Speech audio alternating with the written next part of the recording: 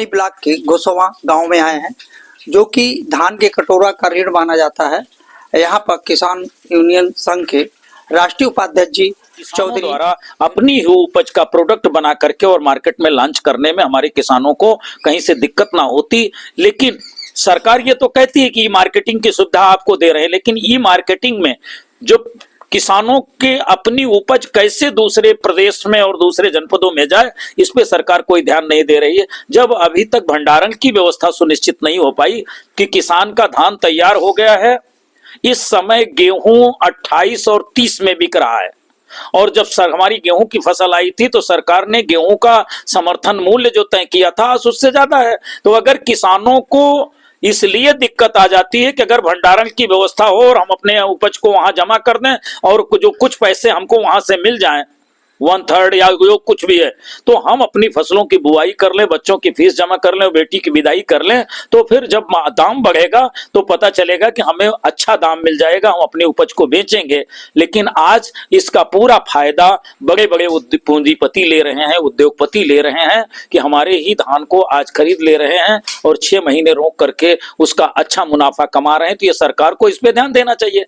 जहां तक 3 काले कानूनों की चर्चा थी, उस पे मंडी एक्ट भी उसी में था, हमारे भंडारण की व्यवस्था थी, और इन तीनों काले कानूनों से एक बार हमसे कहा गया कि किसानों को सिर्फ आमदनी चाहिए। बिल्कुल सही है कि हमको आमदनी चाहिए, लेकिन हमको एक बात और भी चाहिए।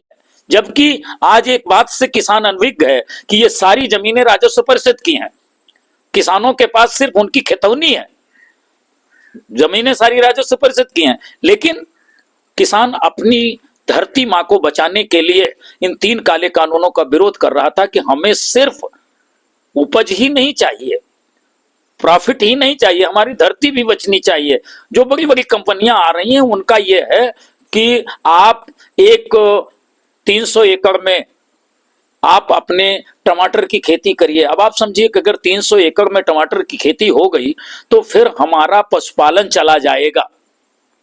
अगर हमारा पशुपालन चला गया आज की डेट में, तो हम दूध का दाम क्या होगा, ये कंपनियां दूध का दाम कहां से कितना बढ़ाए देंगी। हमारे गेहूं जब इनके मुट्ठी में चला जाएगा तो इस गेहूं का क्या दाम रखेंगी। आज जिस तरीके से जियो कंपनी ने फ्री बात कराई 1 साल लोगों के, और जब नोटबंदी के बाद अब जियो कंपनी ने अपना पूरा दाम बढ़ा लिया, बढ़ाता चला जा रहा है। तो ठीक ऐसे ही ये सारी 3 काले कानून लिखने आने वाली बड़ी कंपनियां इसी तरीके से बात कर रही थी। हमारी सरकार में बैठे हुए लोगों को इस बात की चिंता करनी चाहिए कि वो किसानों के हित को भी ध्यान में रखें, पूंजीपतियों के हित को भी ध्यान में रखें, व्यापारियों के, छोटे व्यापारियों के हित को भी ध्यान में रखें, तभी देश चलेगा, वरना देश नहीं चल पाएगा।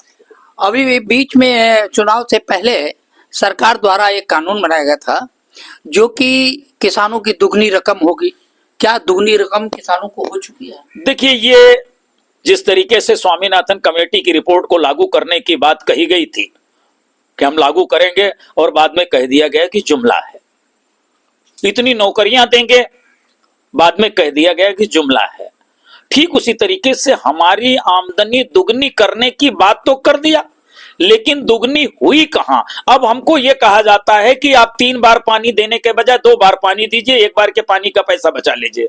आप खाद 50 किलो बोरी कट्टी डालते थे 50 किलो की, आप 40 किलो की डालिए, 10 किलो की यूरिया आपकी बच गई, 10 किलो की आपकी पोटास बच गई, 10 किलो की डीएपी बच गई। ऐसे में हमारी सरकार हमारी आमदनी दुगनी करने की बात कर रही, जबकि हमारी आमदनी किसानों की घटी है।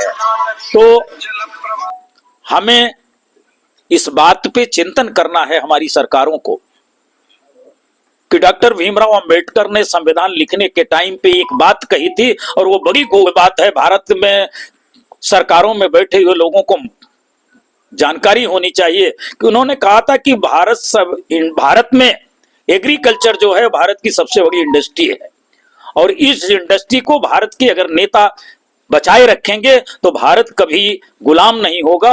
और आपको पत्रकार बंधु ये बता दे कि जब अमेरिका जैसे देश में आर्थिक मंदी आई थी तो भारत की एग्रीकल्चर जोन ने ही आर्थिक मंदी से उबारने का काम किया था भारत को। तो आज सरकार में बैठे हुए लोग इस बात पे चिंतन नहीं कर रहे हैं कि इस एग्रीकल्चर जोन को बचाया जाए।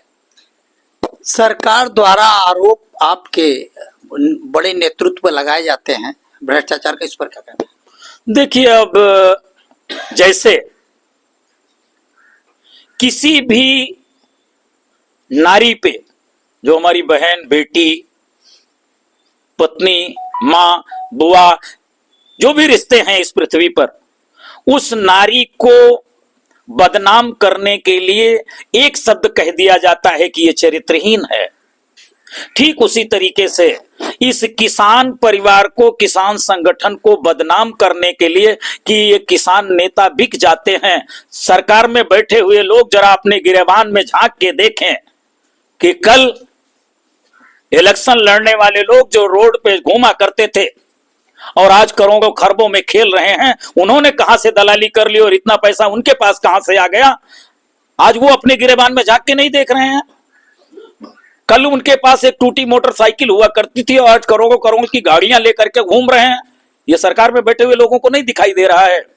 किसान बेईमान है, किसान चोर है, औरत चरित्रहीन है, ये कह देने में इनका क्या जा रहा है? ये तो ये कह करके आपके दिमाग को डाइवर्ट कर देते हैं, किसान को डाइवर्ट कर देते हैं कि किसान इन्हीं जुमलों में फंसा रहे और हमसे सुरक्षा, चिकित्सा, स्वास्थ्य, शिक्षा की बात ना करे, इसलिए इन मुद्दों को डाइवर्ट करते रहते हैं और एक जुमला फेंकते रहते हैं। एक सवाल और है, अभी उपचुनाव 9 सीटों पर हो रहा है, इस पर क्या कहना है? किसान कहाँ देखा जा रहा है? देखिए, किसान सीधा पीडीए एनडीए के साथ खड़ा है। जो इंडिया गठबंधन है इसके साथ खड़ा है। और आज किसानों को एक बात बिल्कुल समझ में आ गई है कि अगर इस देश को कोई बचा सकता है तो जो पहल राहुल गांधी ने की है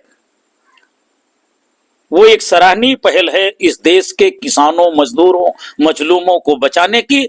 वरना इस सरकार में बैठे हुए लोग तो सिर्फ हिंदू और मुसलमान की बात करते हैं, बाकी इनके पास कोई और दूसरा चर्या नहीं है कि ये बात करें कि देखिए मैंने शिक्षा के स्तर को इतना उठा दिया, मैंने गरीबी के स्तर को इतना ऊंचा उठा दिया, मैंने बच्चों के रोजगार का स्तर इतना उठा दिया कि मैंने इतने रोजगार दे दिए। अब बड़ी बड़ी विदेशी कंपनियां आ रही हैं, वहां हमारे बच्चों को गुलाम बना करके काम लिया जाएगा। सरकार हर चीज को प्राइवेटीकरण करती जा रही है। प्राइवेटीकरण से बात नहीं बनती है। सरकार एक बात कह देती है, इसमें कहने में कुछ नहीं जाता कि 70 सालों में क्या हुआ। 70 सालों में जहां देश सुई नहीं बनाता था वहां बहुत कुछ, अगर नहीं बना था तो आप बेच क्या रहे हैं? आपने एयरपोर्ट बेचा, आपने रेलवे बेची, आप बहुत सारी चीजों को प्राइवेटीकरण करते जा रहे हैं। तो अगर 70 सालों में कुछ नहीं होता तो आप बेच क्या रहे हैं? हम सिर्फ इतनी बात कहते हैं कि लोगों को एक आशा जगी है। इस सरकार चुनाव हार चुकी थी, जैसे तैसे इन्होंने अपने को बचाया है।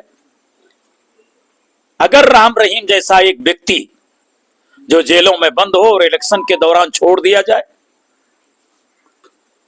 आंध्रा में हमारी बेटी के साथ बलात्कार करने वाले लोग जो जेलों में थे और गुजरात का चुनाव आया वो छोड़ दिए गए, ये तो थोड़ा सा डर है सुप्रीम कोर्ट का, जिसने फटकार लगाई तो वो फिर जेलों में गए। वरना ये सरकारों में बैठे हुए लोग इन केन प्रकरण अपनी कुर्सी बचा लेने के लिए ही तैयार हैं। उनको देश की कोई चिंता नहीं है, उनकी गरीबों की कोई चिंता नहीं है। आज 5 किलो राशन पे विकास कैसे हो सकता है जिस परिवार के पास एक बिस्वा जमीन नहीं है?